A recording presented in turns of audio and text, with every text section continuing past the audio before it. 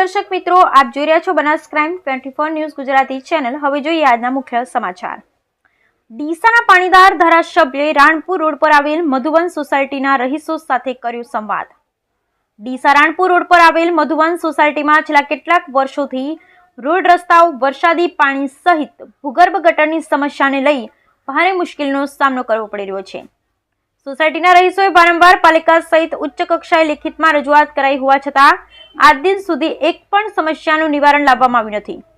ત્યારે આજે ડીસાના પાણીદાર અને વાણીદાર ધારાસભ્ય પ્રવીણભાઈ માળીએ મધુવન સોસાયટીના રહીશો સાથે સીધો સંવાદ કર્યો હતો અને સોસાયટીના રહીશોને પડતી મુશ્કેલીઓને દૂર કરવા માટે પ્રયત્નશીલ બનવાની ખાતરી આપી હતી। સાથે ડીસાના તમામ નાગરિકોને વિનંતી પણ કરી હતી કે જ્યારે તમે કોઈ પણ સોસાયટીમાં નવું મકાન ખરીદી કરો ત્યારે સોસાયટીમાં રોડ રસ્તાઓ, પીવાનું પાણી, ભૂગર્ભ ગટર, સ્ટ્રીટ લાઇટો જેવી પ્રાથમિક સુવિધા ઉપલબ્ધ હોય તો જ મકાનની ખરીદી। સાથે આજે ભારતના વડાપ્રધાન નરેન્દ્ર મોદીના જન્મદિવસ નિમિત્તે સોસાયટીના રહીશોએ શુભેચ્છા પાઠવી હતી। જ્યારે ભારતીય જનતા પાર્ટીના સદસ્યતા અભિયાનમાં સોસાયટીના રહીશોને મોબાઈલ પર મિસ કોલ કરીને સભ્ય બનાવ્યા હતા। ધારાસભ્ય પ્રવીણભાઈ માળીએ મધુવન સોસાયટીમાં આવેલ ગોગા મહારાજના મંદિરે દર્શન કરી આશીર્વાદ લીધા હતા।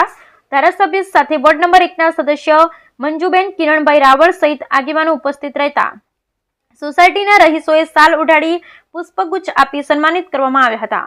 Bureau report Haresh Thakkar, Deesa, Banaskantha. મધુવન સોસાયટીનો રહીશ સુધાર ખેંગારજી સવાજી અમારી વચ્ચે આજે ડીસાના પાણીદાર ધારાસભ્ય પ્રવીણભાઈ અમારી વચ્ચે સંવાદ કરવા માટે આવ્યા ને આજે સાથે સાથે માનનીય શ્રી આપણા દેશના વડાપ્રધાન નરેન્દ્રભાઈ મોદીનો જન્મદિવસ હતો એને સાથે સાથે ભારતીય જનતા પાર્ટીના સદસ્ય બનવાની પણ એમણે વાત કરી।